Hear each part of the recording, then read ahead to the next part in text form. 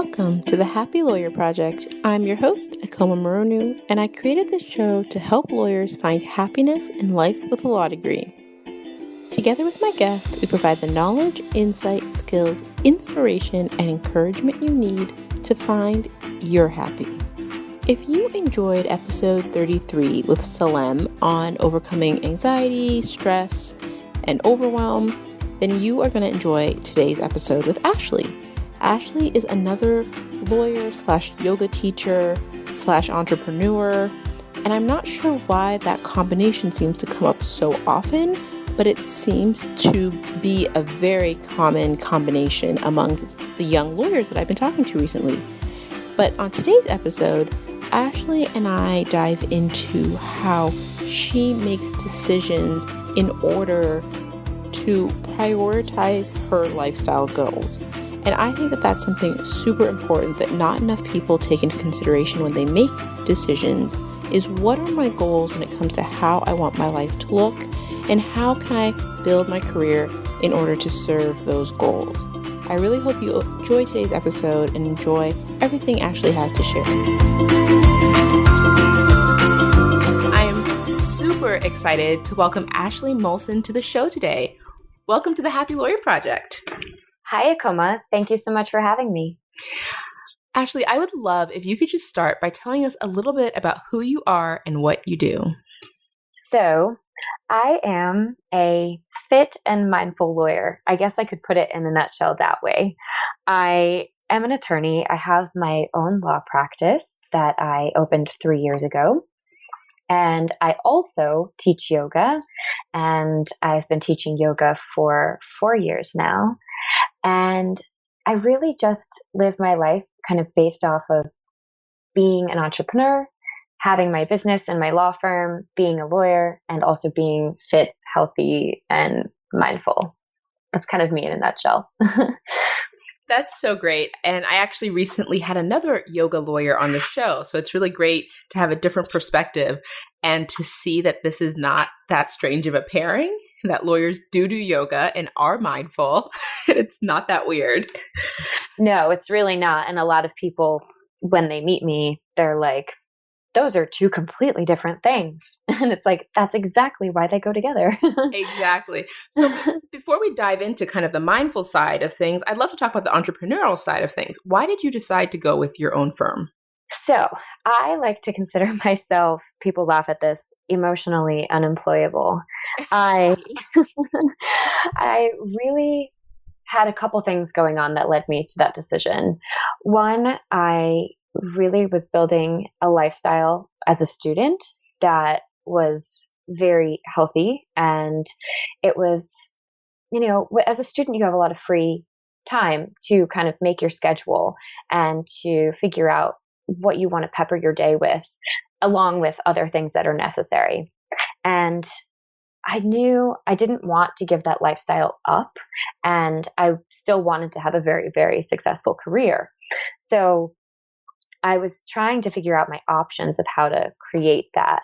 And on the other end, I also felt that there was this need in the legal community for a lawyer who is trained in yoga, and not just trained in yoga, but who's also mindful and focused on health and wellness.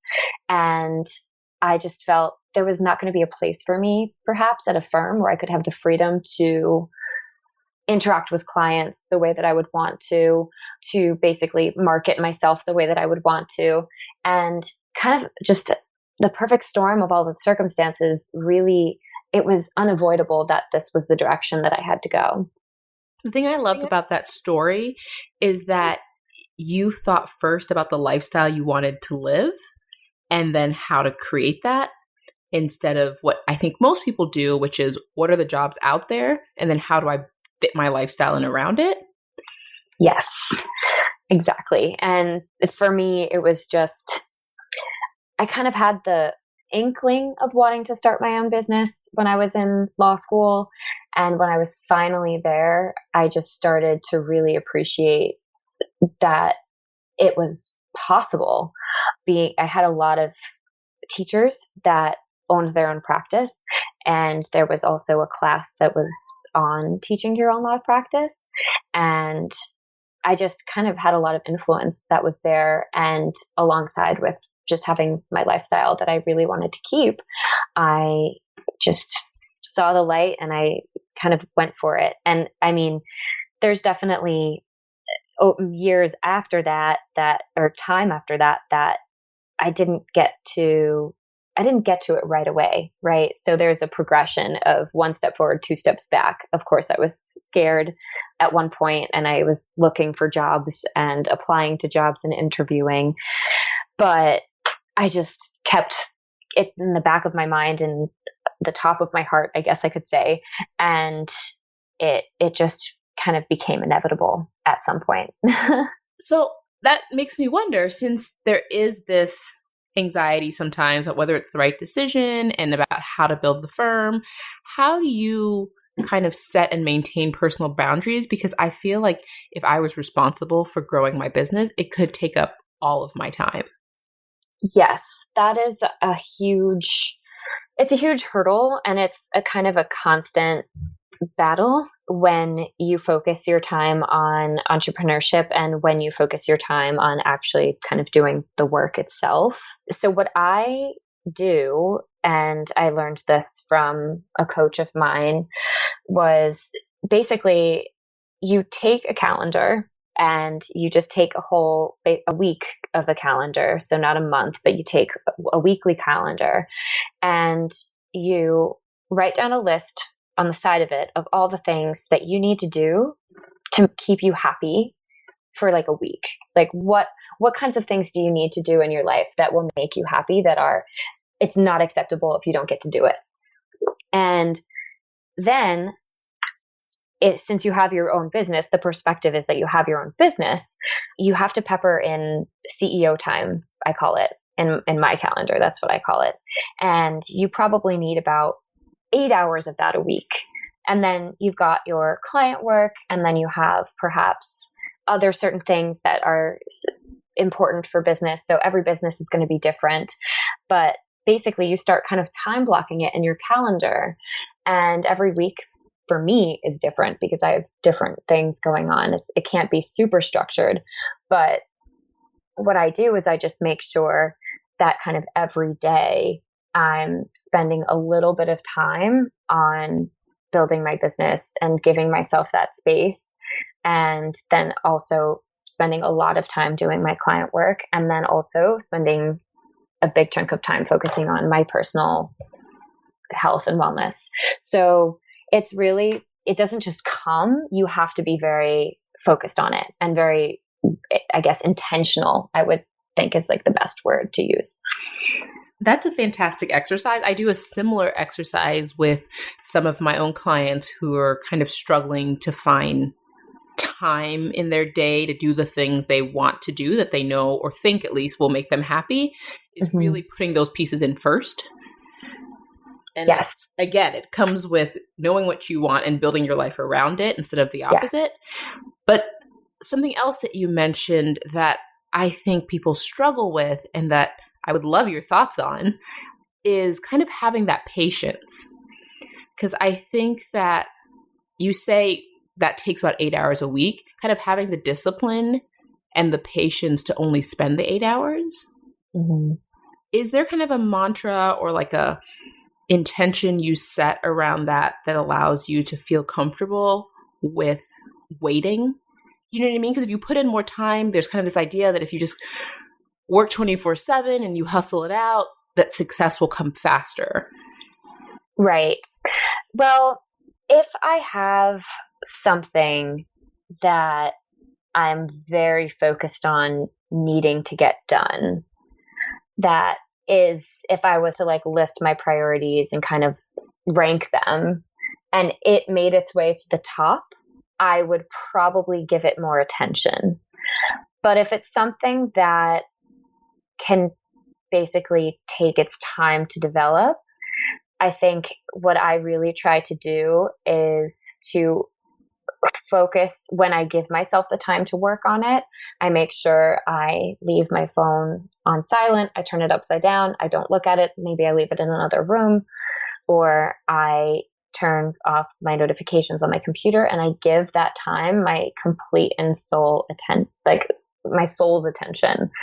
And if I run out of time on that, I can still look at my calendar, and I give myself you have to be flexible with yourself. Do I have to maybe shift something around to continue working on it? Or is it, even if I gave it another hour, is it going to get me that much further? I ask myself that. And if it's something that, really wouldn't get me that much further, but I want to just, I want to finish it and I'm not feeling like I have the patience, I honestly just get up from it and move on to another task and become mindful in whatever that next task is. So it's really learning how to kind of move from one thing to another. And you have to trust yourself that you're going to go back. So I'll just, not to go too long on it, but I have a task that I'm kind of working on right now that's similar to that.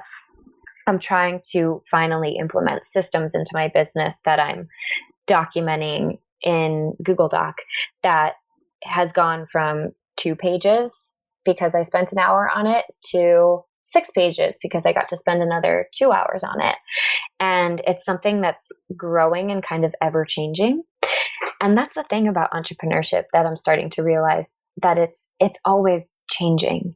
So it's, even if you finish that one thing, you have to remember that there's going to be another thing next. So it's never going to really stop. So you have to just kind of be patient with yourself, because it's not like you're going to finish and get off the roller coaster. I think that's great advice. Right? Like, you're not going to ever finish. It doesn't matter whether you're at a job or if you're an entrepreneur or you're a parent. It's not like you can finish parenting and the next day you'll have no parenting to do. Do you know what I mean? Yes. So you only can get as much done as you can get done, and you may as well enjoy the process, because life is a roller coaster, and the goal is not to, it's not like you get on the roller coaster and then you wish you were already at the ending, right? Like, the point is to be on the ride. Right. And, that does remind me of a mantra that I do tell myself, and I don't tell it to myself intentionally on this topic, but it really does apply. And I think I do think about it when I have days where there's just more that I want to do, but it's getting late. And if I don't get to sleep, I'm going to feel miserable the next day. I just tell myself that tomorrow it's not a new day. Like, time doesn't really end. It's just, you just roll into the next day. There's no difference between today and tomorrow. When it comes to legal work, there might be, but that's when you have deadlines and you have to get things done. But if you're working on projects that are growing, or things that are consistently there for you to work on, like CEO time and building your business and maybe doing Facebook ads, things that just don't have that urgent nature, that it's not that tomorrow's like, shutting it down today doesn't end anything. It doesn't close anything off. It still flows into tomorrow as long as you continue to give it the energy. And again, that goes back to trusting yourself that you're going to go back to it, and really relying on that trust. Yeah, I think that's right. And I'm interested to know kind of how we've talked already about kind of setting your calendar up. And before we got on, we were chatting about to-do list and how we manage that process. So I'd love if you could kind of bring that into the interview now and talk a little bit about kind of the routines that you've established on a daily or weekly or monthly basis, and that the habits that you're cultivating, and kind of how you develop them to kind of give you the space to do all the things that you do. Sure. So I have different routines that I do at different times. I'm a very regimented but also spontaneous person. So I have to have patience with myself that I'm kind of constantly changing my process. But at least when it comes to my legal work, I work in very transactional areas of law, which have very systematized ways of kind of flowing. And something that I've been doing, which I just briefly mentioned, is creating my process in my business. And so I actually just created flow charts or flowing checklists for each of my clients. And every morning I go through and I make sure I know exactly where they are in the stage of the process. And from that place, I then can give myself a list of tasks that I need to do to basically move their project or their case forward. And so that's kind of how I manage my day to day. It's kind of hard to do, say, like monthly planning. However, I do monthly goals with my entrepreneur side of my business. And I honestly, a month travels so fast. So I only give myself one or two things that I want to focus on. And it might be like writing 2 blog posts and posting them. And it also might be just making sure that I'm doing something on Facebook daily to remind people that I'm there and to give them something valuable. And then when it comes to, say, my personal routines, that is something that I've been cultivating for a long time. And every morning I wake up, and a lot of people wake up and do yoga first thing in the morning, but I wake up and I actually make myself a certain meal. I eat a stewed apple every morning, and I make a special tea. And just having that time in the kitchen for me is very meditative. I don't look at my phone. I give myself silence, and I spend about probably an hour just kind of cultivating my nutrition to get my day started for the morning. And then with yoga, I end up doing that every other day, and I do it at night. And on the opposite other days, I take a bath. So no matter what, I'm either in the bath or doing yoga at 10 p.m. And with my yoga, I will sometimes meditate. And then if I don't meditate in my session, I just make sure I kind of get it in during the day at some point. And some days it might be 5 minutes. Other days it might be an hour. It just depends on how much time I have in my schedule to devote to it. So that's kind of how I roll. It's regimented, but it's not at the same time. I love the idea of ending days with baths. That sounds so relaxing. It's amazing. I dream of someday having the ability to do that again. But with 2 very small children, it's just not in the cards right now. But no, they'll probably want to be in there with you. Not in this season, but in the next season, I will be so bathed out. I'm going to be wrinkly every day. Oh, yes. Pruny. I didn't actually prep you for this question, but I would love to know, give me as much or as little detail as you feel comfortable. Financially speaking, it seems like you're taking on a lot. And I know a lot of people coming out of law school have a lot of debt. And you've mentioned a coach, you teach yoga, you have this firm you're starting up.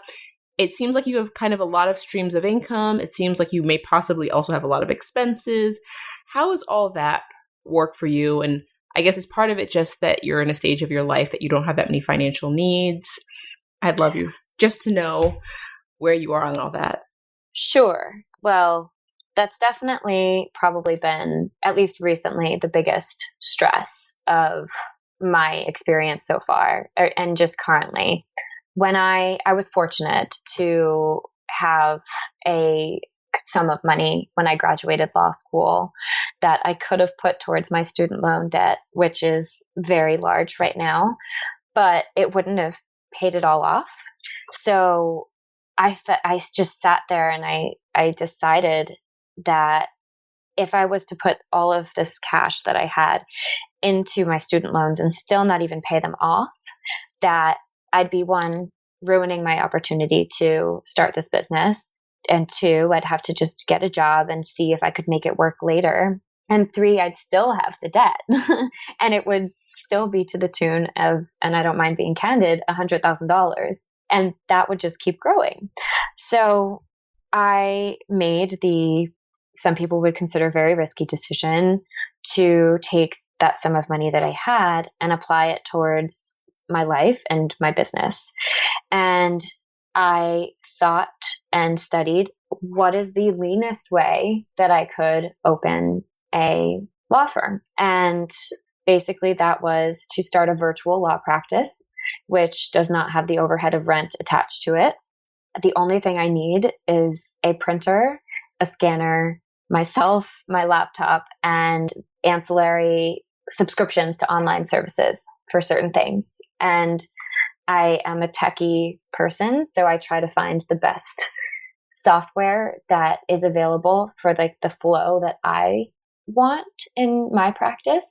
And there's some things that I haven't purchased yet because they're bigger expenses, but I have kept it kind of pretty low for opening a law firm. It's actually, it's doable. And I've also chosen to leverage it with some debt to take on to keep myself going, because now I had my sum of money that I started with, but it's 3 years in. And hiring a coach is not cheap. And that was probably my biggest expense that I've had in my business. But really, if you want to make it work, you have to just have a plan, and you have to work with what you've got. And so for some people, it might take longer because they don't have that head start that I had. And I was very fortunate to have that head start. But it's still, at the end of the day, you will get to a place where that head start runs out and you have to hustle. And so once my kind of sum that I started with started to run out, I guess it lit a bigger fire under my ass than I felt that I had originally. And it pushed me forward, and I started really taking myself a lot more serious. And so, financial security can be a security blanket. And even though for me it was very stressful to kind of go through that period, it was definitely one of the hardest times of my life so far, to kind of realize that things were running out. And what do I do? Do I give up? Do I keep going? It really lit a fire under me. And I, within a couple months, was able to kind of step it up. And my businesses are functioning much better than they ever were. And I think that struggle is almost necessary. I appreciate your being so candid. And I think that's so great to hear, because one of the things you often hear in the entrepreneurial space and in the legal space, even if you follow solo practitioners, is that women are much less likely to kind of take on that financial risk and to leverage. And so that kind of caps how quickly they can grow their businesses. Mm-hmm. And it's unfortunate because you see women kind of be in these areas that these practice areas that tend to have kind of lower income clients, like immigration, family law. And then you see, even within the practice, women being further below the men on how much their practices make. Does that make sense? Yes, it does. So it's great to hear that you were able to kind of push past that kind of model or that stereotype, I guess, and take the risk. And I don't know, I would be interested in, I find it so fascinating because I think the way we come to decisions is so different. Mm-hmm. And it took me a long time to kind of be able to make decisions on my own. I was very much a person for a very long time who kind of saw what the options were. And I've always been very optimistic. So I always wanted to make the best of that opportunity. And I always thought somewhat outside the box. But growing up in an Asian household, outside the box wasn't that outside the box, Mm-hmm. But over the past few years, I've gotten much better at being mindful of what I want and kind of planning from there, and have gotten better at quieting my mind so that I'm not bothered by all the little things and what people think I should be doing and kind of all of that stuff. But now I get really bogged down by the big things that I know are in my control. Mm-hmm. It's like all of a sudden I realize almost everything's in my control. And I find that kind of anxiety inducing sometimes. Yes. What do you do to kind of decide, what's your process for making tough decisions? So my I always try to err on the side of practicality when it comes to making tough decisions. I also really try to trust my gut instincts. And so when I get to a place where I'm in need of making a big decision, I really try to kind of feel what I should do, if that makes sense. I overthink a lot when I give myself a lot of time. And so sometimes I have to stop thinking and just do what I feel. And that might require talking to people about it. It might require, depending on the situation, more yoga, just more meditation. And other times it just requires taking action. And so for me, I kind of have those three kind of paths that I will go on to make a tough decision. And this question just kind of reminds me of how I was a dancer growing up, and I still dance to this day. And dance is another form of like yoga to me, or meditation. And whenever I use the word yoga, I use it in its purest form, which is the union of mind, body, and spirit. So it's not just poses. There's actually 8 different ways that you could practice yoga. So one of them is moving, and dance then is a form of meditation. And something that when you're a dancer that you recognize, and I think it's anyone who's in athleticism, is that anything that you want to do is possible. It's all in your control, but you have to figure out how to get there. And you have to be strategic in how you get there. And you have to also be willing to let yourself go at the same time. So there are certain things that you would do as an athlete or a dancer that are complicated and difficult and almost scary. And you have to almost throw caution to the wind, but you still have to be strategic, and you still have to be methodical, and you still have to be in control. So I think that just from a young age, I've kind of been trained to be in that headspace. And I often suggest to people who want to be incredibly successful at what they do, if they don't have like a fitness regimen, or if they don't have a hobby that's physical, I always suggest to them that they do that. And I think that's why people who fall into yoga find it so empowering, because you have to, say you're going to do a headstand and then some type of back bend, you have to have full control, but you also have to be fearful or fearless, and you have to let yourself go. And I try to just stay in that space of almost teetering on the edge when I'm trying to make big decisions. Long story short.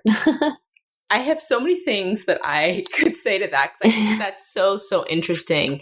Kind of that relationship between having this kind of desire to do something and belief you can do it, and feeling that it's the right thing, but then also the practical side of how you're going to do that dream and how those two relate.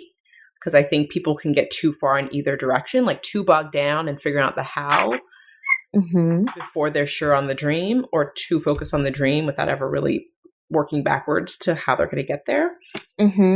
And oh my gosh, I could talk forever about that, but yes, me too. I know. I really want to get a chance to chat a little bit about resources and kind of what your offerings are. And I personally have recommended, one of the apps I use is Headspace, which I love for meditation. And I'm always recommending for lawyers, Gina Cho's book, The Anxious Lawyer, because I think that's a really good guide for people who are trying to get onto like mindfulness for the first time. But what kind of resources do you recommend for kind of young, stressed out lawyers who are trying to get on a path of more mindfulness and introduce themselves to this practice?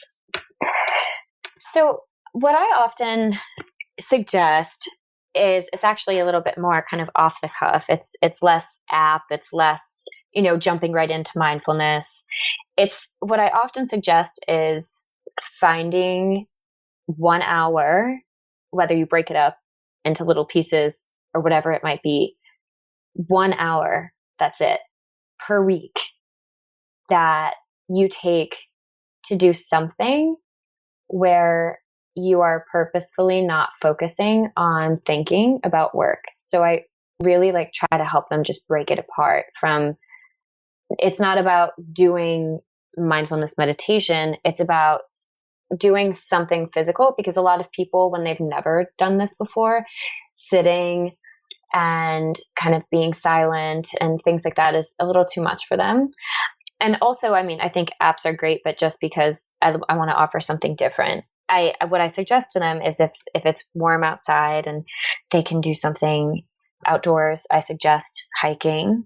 I suggest being in nature is one of the greatest things that you can do to give yourself space. And then another option that I suggest, if it's not nice outside or you just want a different option, is going to a coffee shop and getting coffee or whatever you'd like to have, and just sitting and kind of watching people interact with one another. I think watching people interact with one another is a really meditative experience, and it's really beautiful when you can capture people kind of being in their moment. And when you start to see people in that, you almost want to emulate it within yourself. So that's something that I suggest to people that they do. And then another thing is, honestly, is if people are interested and they have questions, I tell them to just kind of Google and see what happens, see where it leads you. That's kind of when I started yoga when I was younger, I kind of fell off it and then went back onto it, and just like a typical kind of young yogi. And what really brought me back to it was my own kind of progression of Google searching and watching YouTube meditations. And so I kind of like to just help them get to that first spot on the path before they even take their first step. And what might that be? What did I do? And I know for me, it was Google searching. What are chakras? What is yoga? Just kind of starting to ask questions. And if that leads you down a path of inquiry, to just follow that and follow your heart on that. I love that advice, because it's such a path of self-discovery and kind of figuring out yoga that's right for you. Yeah. And your previous comment about the hour reminds me of a book I'm reading, Solve for Happiness. It's a new book by Mo Godat. I'm sure I'm saying his last name incorrect. Gawdat. He's a former Google engineer, CEO, and he says he recommends that people take one mindful breath a day. Mm-hmm. So just once a day, for 30 days in a row, just mind your breath and just be conscious of yourself breathing. And he just says that it's such an enjoyable experience that naturally grows. And it's such an easy commitment to make for 30 days and an easy introduction. So I love the idea of just an hour a week or just something really simple to get you into that space that doesn't feel like a huge commitment. Mm-hmm. Well, it's been so great. And I'm looking at the time, and I just want you to have an opportunity to share a little bit more about where people can learn more what you're doing, follow your work, what they can expect from kind of what else you're working on.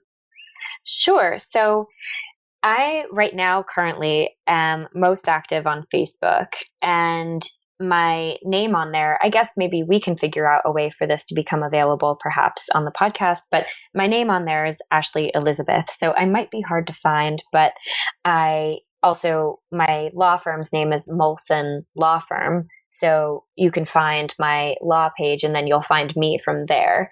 And I'm very active there. It's currently kind of my space where I'm posting my blogs. It's where I'm doing Facebook Lives. It's where if I'm running an event or if I'm going to be at an event, you'll hear about it there. I'm rebranding. So I'm creating a personal brand for myself that isn't going to be exactly a business, but it's just going to be a way for people to kind of learn about my lifestyle, to learn about how they can work with me in different ways. And if they start following me on Facebook, they'll see that launch. I don't have a date yet for it because it's one of those projects that I have to have patience with that we spoke about earlier. But that is near and dear to me, and I can't wait to bring it out there into the world. So if they follow me on Facebook, they can find me there. And another Facebook page that I have is for my coaching program that I created called Me Talks. And that is, they can basically find me on Me Talks, METOX, that Facebook page as well. And just a little bit about that coaching program. It's a one-on-one coaching program, and I only take about 2 to 3 clients at a time because I just have so much kind of going on, and I want to be able to devote myself to them. And that I have a webpage that they can find on the Me Talks Facebook page for. Wonderful. Yes, you keep very, very busy. So I will include links to all of those in the show notes. So people who are out, hopefully on a run or enjoying the outdoors, Yeah, hopefully not just in a car commuting, but for those people as well, they can find all of it when they get back somewhere with a pen and paper. Last question for you before I let you go. Question I ask everybody is, what do you think is the difference between those lawyers who are able to find happiness and those who struggle through their careers? So this question really intrigues me. I believe that for anyone, not just lawyers, but anybody who can't and is struggling to find happiness, it's kind of because you think it's going to come to you, and that you kind of just rest on that. And happiness doesn't really just arrive. It has to be cultivated. And you really need to get to a point of self-awareness to find where that happiness kind of path is, because I think self-awareness is kind of the first step to becoming happy. And then once you have that awareness, you will fight almost to bring that happiness into your life. And that happiness actually does take a commitment. And I think it's the people who do become happy or find happiness or are happy, they have a commitment to themselves, to what they deserve, what they want, what makes them happy, what they don't want, to creating boundaries, and that they're constantly kind of cultivating that. And you can't ever stop. It's a lifelong journey of being happy. That's great. And I agree. And I work really hard. When you were talking about how you only take on a couple clients at a time, I also only take on 2 clients a quarter because I love working directly with young lawyers to figure out their own happiness plans.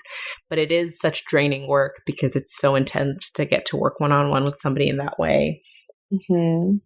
But, kind of getting people to buy into this idea that happiness does take work, and you kind of have to figure out that plan and understand how to find and create your own happiness within your everyday life. Mm-hmm. But once you give people that plan, it works in any situation.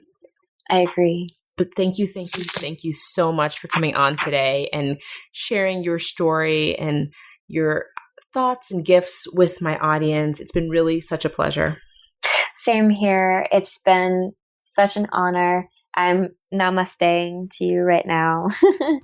And I just thank you so much for giving me this opportunity and for reaching out to me way back when. It's so nice to finally do this with you. Thank you for joining me for the Happy Lawyer Project podcast. Please head over to my website, www.thehappylawyerproject.com, for more information from today's show. While you're there, I'd love it if you'd leave me your thoughts on the show. You can also connect with me on LinkedIn, Facebook, or follow me on Instagram. If you've enjoyed the show, please share it with your friends. And don't forget to head over to iTunes to subscribe and review the show. As you know, each rating helps more listeners find the show and helps me get awesome guests on here for you guys. If there's anyone you'd like me to have on the show, or if you'd like to be on the show, head over to my website and let me know, or send me an email at Okoma, OKEOMA, @thehappylawyerproject.com. A special thanks to everyone who's left a review, sent me an email, or reached out to me in any way. I appreciate you. Thank you again for spending this time with me, and if you would like to learn more about working in your gift and living your passion, head over to the website for a free gift. Until next time, bye!